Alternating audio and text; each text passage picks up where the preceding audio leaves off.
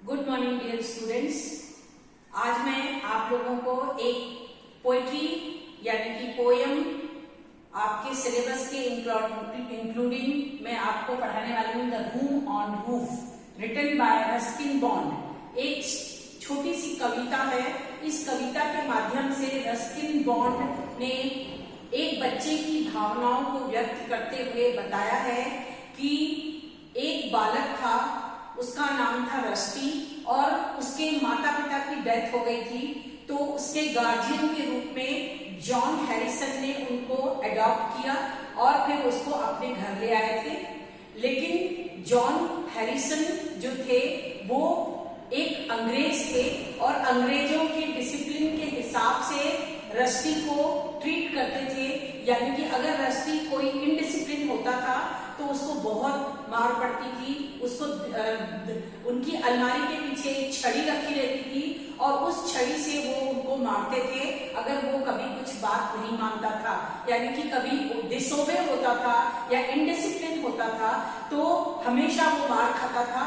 और उसको ना ऊपर जो रूम ऑफ द रूफ यानी कि छत का एक कमरा था उसमें उसको कैद करके रखा हुआ था, क्योंकि वो बेचारा बहुत ज्यादा दुखी रहता था और बहुत सारे रूल्स को फॉलो करते हुए उसको ऐसा लगता था कि मैं भी कभी बाहर जाऊं, अपने दोस्त बनाऊं, उनके साथ साइकिल चलाऊं। इस तरह से वो उसकी बहुत सारी जो विशेष थी वो कभी पूरी नहीं हो पाती थी, क्योंकि जॉन हैरिसन जो उनके गार्जियन थे वो कभी भी उसको बाहर जाने नहीं देते थे और हमेशा उसको कैद करके the room of the room यानी कि छत के कमरे में उसको कैद करके रखते थे। एक बार जॉन हैरिसन कहीं बाहर गए हुए थे और उसने सोचा कि मैं छत के रूम से जो नीचे ग्राउंड है वहां पे चला जाता हूँ और वहां पे मैं देखता हूँ, थोड़ा सा हैप्पी मूड से अपने दोस्त बनाऊंगा और उनके साथ खेलूंगा। तो वो नीचे आ गया और उसने देखा कि उसके 2-3 बच्चे साइकिल चला रहे थे। तो उनमें से एक स्वामी था और एक रणवीर था।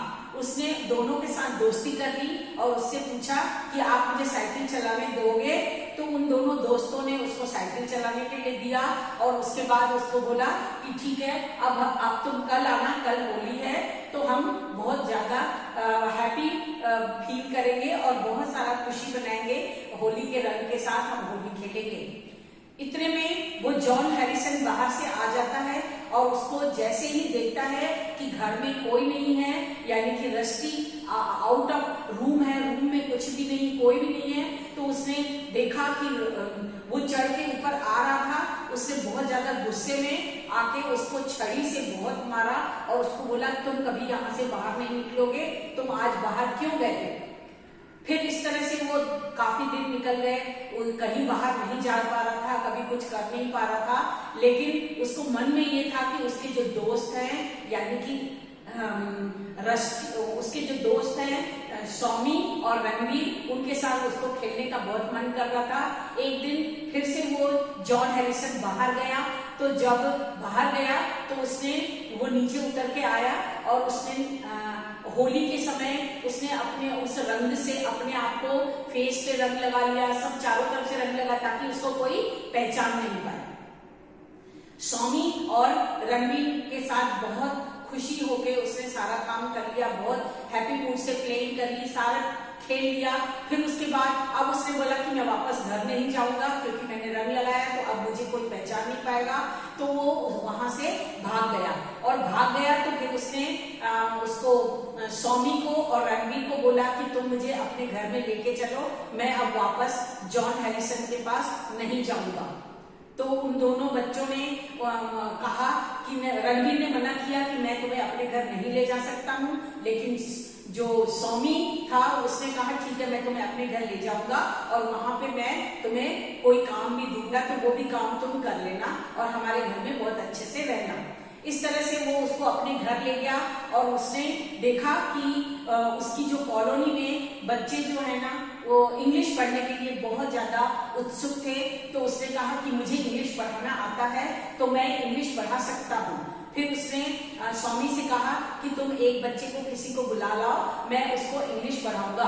तो एक बच्चा आ गया, उसको इंग्लिश पढ़ाया, उसने बच्चे ने बहुत अच्छे से इंग्लिश सीख लिया। इस तरह से उसने कॉलोनी में जाके बाकी बच्चों को भी बताया। बहुत सारे बच्चे आए उसके साथ और उसके साथ वो खेलने लगा और उससे खेल के और फिर जिस घर में रह रहा था, यानी कि सौमी जिस घर में रह रहा था, वहां पे मीना नाम की एक महिला रहती थी, मतलब मीना नाम की उनकी एक मेड थी। उस मेड को वो मेड भी उसको बहुत अच्छा ध्यान रखती थी। लेकिन एक दिन अचानक उसने खबर सुनी कि मेड का एक्सीडेंट हो गया है और वो यहाँ पर अब नहीं आ पाएगी और मेड एक्सीडेंट हो गया, अब वो मेरे को केयर नहीं कर पाएगी। तो उसका मन बहुत दुखी हो गया कि फिर उसने सोचा मैं फिर से एक अनाथ बच्चा हो गया। लेकिन फिर वो स्वामी ने कहा कि अब तुम यहाँ मत रहो, क्योंकि यहाँ पे तुम्हारी केयर करने के लिए कोई नहीं है। फिर आखिर स्वामी फिर से कहीं दूसरी जगह चला गया और फिर अब की बार वो काफी कॉन्फिडेंट हो चुका था और अब वो इंग्लिश पढ़ने लगा था। तो बाकी बच्चों को भी उसने इंग्लिश की माध्यम से एक बहुत अच्छा नाम कमा लिया। तो इस स्टोरी से हमें ये शिक्षा मिलती है कि कभी भी अपनी स्किल्स को, अपनी जो टैलेंट है, अपना दबा के मत रखो। अगर आपके पास कोई स्किल है तो उसको डेवलप करो और अपने दोस्तों में, अपने किसी को भी बांटना चाहते हो तो बांट सकते हो। तो I think you understand all this things. और अभी तक आपने मेरे चैनल को सब्सक्राइब नहीं किया है तो प्रोफेसर मुक्ता चंदानी के नाम से जो चैनल है मोटिवेशनल स्पीकर, उसको आप सब्सक्राइब कर लेना, लाइक कर लेना, शेयर कर देना। Thank you for watching.